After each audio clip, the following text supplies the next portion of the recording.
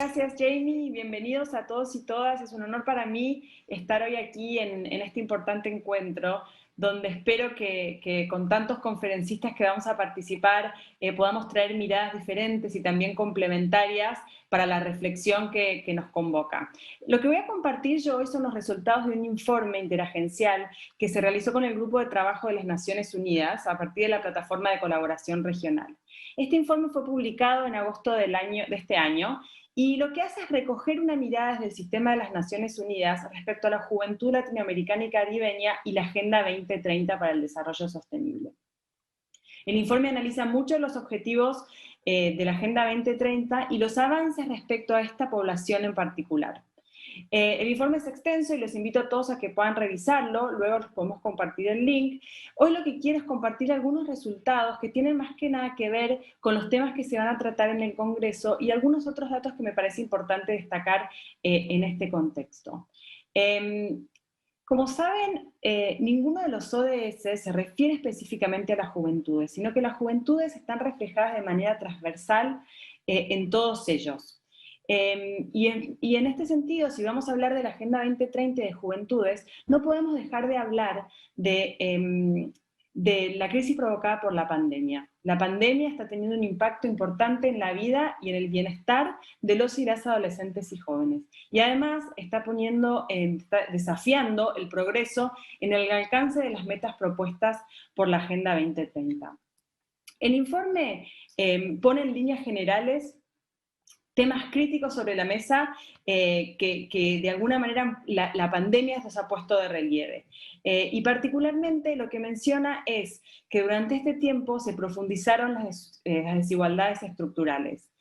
Hay bajos niveles de informalidad, hay altos niveles de informalidad laboral, desprotección social, baja productividad, y están quedando al descubierto algunos de esos nudos críticos en temas claves como salud, educación y el sistema de cuidados. Como factores de riesgos se observan la densidad poblacional, el hacinamiento y la falta de servicios básicos. Uno de los temas centrales ha sido el cierre de las escuelas y la desigualdad en el acceso a la educación en línea y remota, y esto ha traído consecuencias devastadoras para esta generación de estudiantes. Vamos a hablar un poquito más de eso enseguida. Además, ha habido un retroceso en temas de inclusión laboral, sobre todo para las mujeres y los jóvenes, y una sobrecarga de trabajo de cuidado no remunerado para las mujeres y las adolescentes. También, a partir de una consulta que salió en el 2020, a partir de la pandemia ha habido una mayor exposición a violencias e impactos en la salud mental de los adolescentes y jóvenes. Y ahora me gustaría entrar un poquito en temas de desigualdad y los efectos del COVID-19 en la región. Según datos de la CEPAL, se prevé que en América Latina habrá 45 millones de personas más en situación de pobreza, lo que asciende a 230 millones. De los jóvenes consultados en una de las encuestas que hicimos, el 66% de jóvenes están preocupados por la situación financiera suya y la de sus familias. La contracción de la economía y el aumento de desempleo están teniendo ya un efecto profundo en el nivel de pobreza de la región. Y esta era una situación que ya estaba afectando de manera significativa a los adolescentes y jóvenes. Así que este obviamente es un escenario en el que se ve gravemente comprometida la meta de poder llegar a 2030 con un continente libre de pobreza en todas sus manifestaciones. ¿Y qué están diciendo los jóvenes sobre esto? Es lo que les acabo de mencionar, ¿no? La mayoría, el 66% de los consultados, están preocupados por su situación financiera y las de sus familias. A esto se le suma para la población, para las juventudes, el cierre de las escuelas y las universidades y cómo también esto está impactando en sus trayectorias de vida. Si miramos un poco los datos que aparecen en el informe y en otros informes de UNICEF referidos a la educación en tiempos de pandemia, sabemos que en promedio los y las niños, adolescentes y jóvenes han perdido 153 días de clases presenciales e interacción con pares y docentes. A mayo de 2020, es decir, en el momento de mayor clausura de escuelas, de mayor cierre de escuelas, había 165 millones de estudiantes de América Latina y el Caribe afectados. Este número gradualmente se está reduciendo a medida que las escuelas están empezando a abrirse. Pero obviamente ya el impacto de estos cierres está afectando la trayectoria educativa de estos estudiantes. Según otras estimaciones de UNICEF, es posible que en la región haya 3 millones de niños, niñas y adolescentes que nunca regresen a la escuela. Y esto de alguna manera lo que hace es poner en riesgo los avances que se han logrado en las últimas décadas. En el 2018 había un 68% de las personas jóvenes entre 20 y 24 años que habían terminado el ciclo secundario. El cierre de las escuelas está poniendo en riesgo estos avances porque hay muchos adolescentes y jóvenes que probablemente no vuelvan al sistema educativo. Otra de las cosas que mostró la pandemia es que no hay duda que la tecnología nos brinda oportunidades únicas para el crecimiento y desarrollo de adolescentes y jóvenes. Pero a su vez, el acceso a la tecnología y la educación digital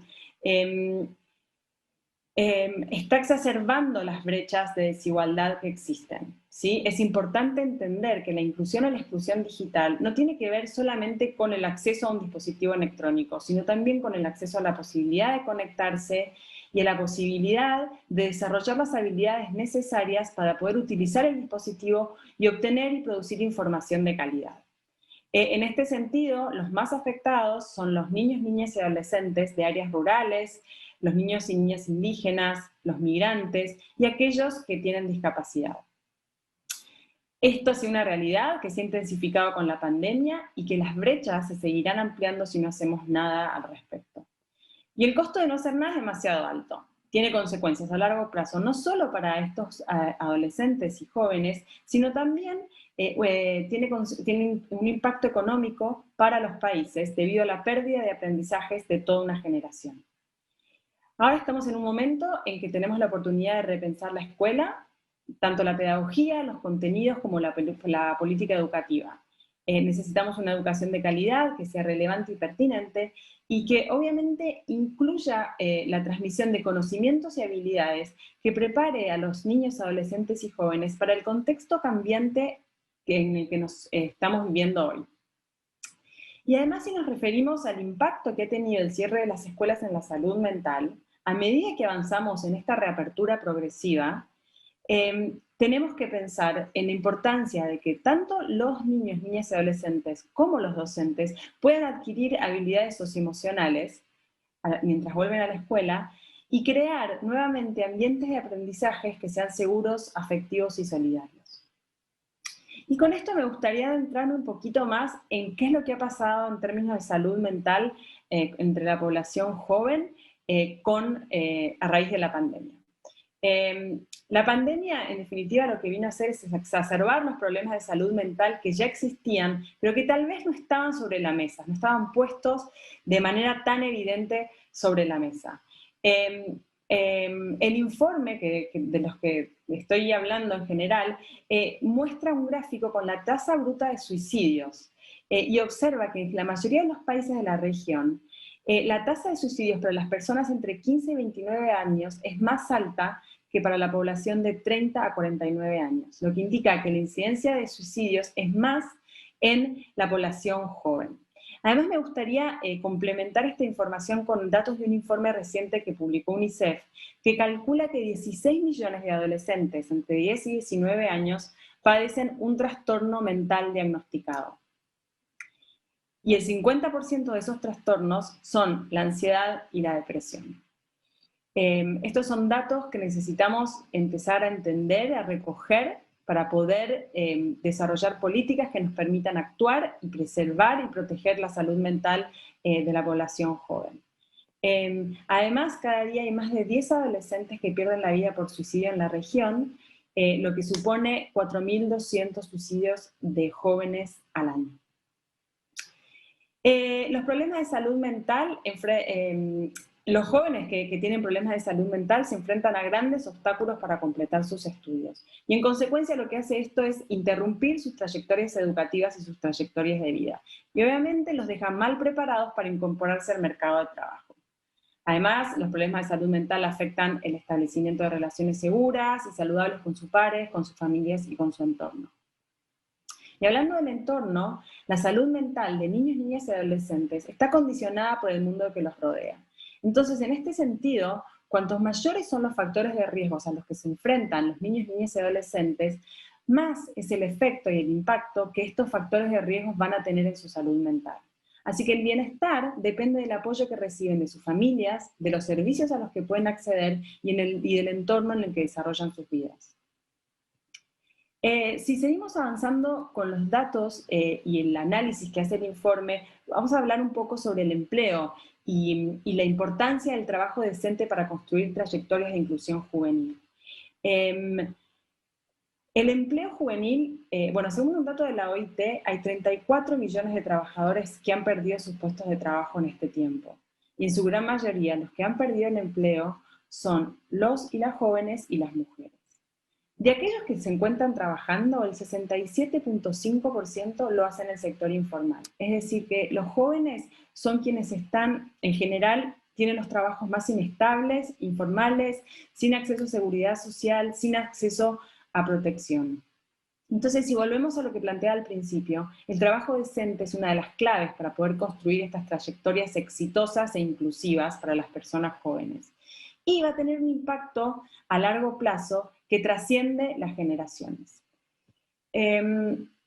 Por último, quiero hablar un poquito sobre el desafío ambiental y climático, que está relacionado con el ODS 13 y que también se recoge en el informe.